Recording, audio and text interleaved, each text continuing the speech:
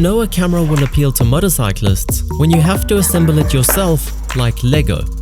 We do all love Lego, right? Because the camera arrives in 3 pieces, partially assembled already, with the screen module attached to the regular wide-angle GoPro style lens. But for now, we're going to swap it out for this lens module, the 360 lens. And lastly, clip the battery onto the bottom of it for a spot of color. This is the Insta360 One R. And despite its impossible to remember name, it's a modular action camera that's shaking up the action camera world. And if you get the sense that the number 360 is important, that's because it is. 360-degree video is exactly that. A video that captures all the way around the camera with this fancy lens, and the exact same lens again on the opposite side. It stitches the 2 videos captured by each lens together all by itself to create an endless video that never misses a thing. But that's enough technical talk, because what really matters is why us bikers might be interested in a camera like this, which is exactly why Insta360 sent me one, along with another box of Lego labeled the motorcycle bundle, because they believe that it will appeal to us bike addicts. So to find out, I've compiled a list of completely logical and necessary questions that I have no doubt you guys would have asked too had I actually consulted you. The power and record button, yes. The touchscreen, sort of. Although it is responsive to gloves, once you get past the ridiculous startup noise, the screen is ultimately too tiny to use, especially while wearing gloves. However, the camera can connect to the Insta360 app, where you can control the camera and get a live feed of what it's seeing, which comes in handy when the camera is miles away and out of reach. But what the screen does do very well is rotate. Through more Lego activities, you can flip the screen to face either way you need when using the wide-angle lens, giving you a tiny preview of what's in frame.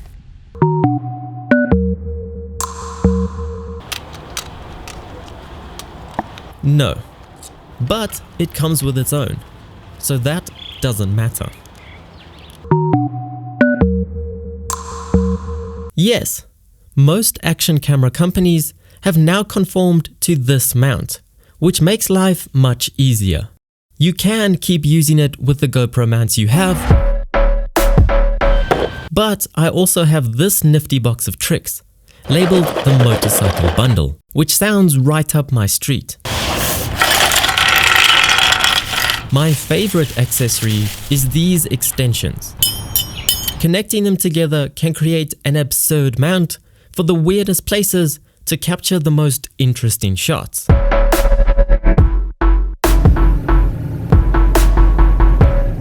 And make you worry that the camera will fall off any second. But luckily, it never does. And to be honest, if I had 6 of these extensions, I'd use them all in one go.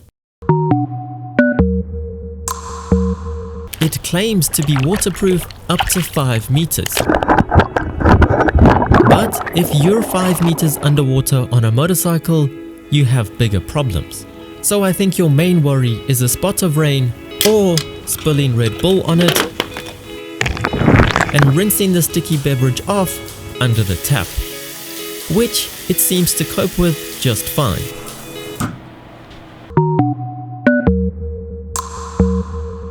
With its wide-angle regular lens on, yes you can. But with its 360 lens on, there's definitely no hiding from it. It sees everything, especially with its auto track feature that will keep whatever you choose in frame, no matter where it is around the camera.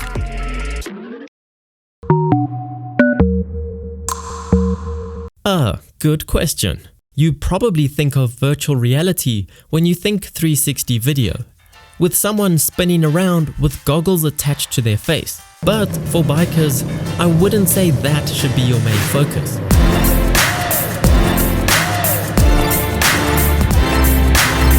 Firstly, you'll never miss a thing. It's motorcycle law that the action always happens behind the camera. Well, with this, there is no such thing as behind the camera. Everything is in full view. You can also capture multiple angles from one mounting position. Instead of stopping to change angles or turn the camera around, you already have multiple angles captured in one ride and just need to select the angle while editing. And the best part is these swooping camera movements. You can make it look like the camera is moving from focusing on you to the bike and to the road ahead without changing anything on the camera. Lastly, the incredible stabilization that looks like it's straight out of MotoGP. With its incredible lenses and software, the camera looks like it's on a gimbal and can always keep the horizon level. It's supposedly ready for that too. Simply detach the 360 lens and press on the wide-angle lens to shoot in one direction, because otherwise it will look like this. Then there's the optional mic adapter, so you can plug your helmet microphone straight into the camera, except that it comes out something like this.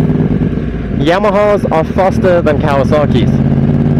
I know, controversial. So maybe it's not the best option for motovlogging. And before you ask, no, this mic adapter does not work with a GoPro, unfortunately.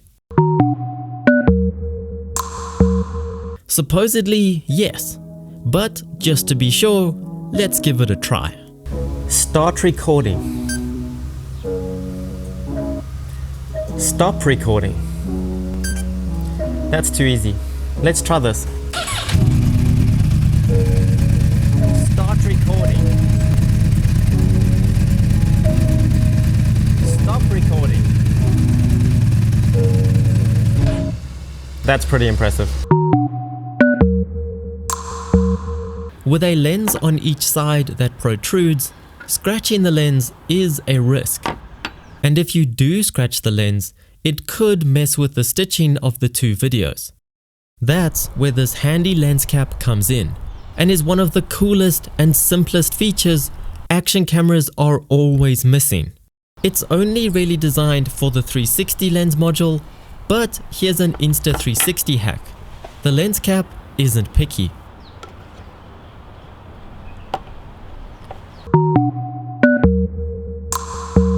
Most definitely not. The audio is, well,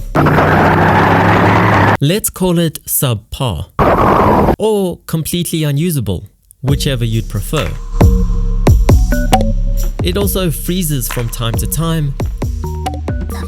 It won't do anything, and then you have to disassemble it completely, take the battery off, and only then will it work again. And it takes way longer than I'd like to go from turned off to recording.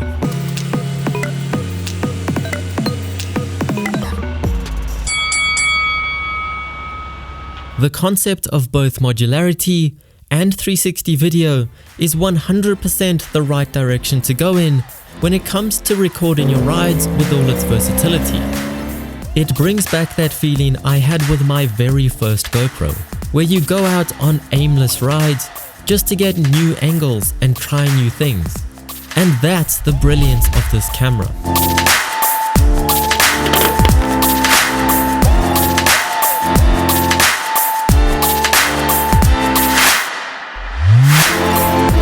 But anyway, let me know what you think of the Insta360 One R and 360 video, and I'll see you on the next ride.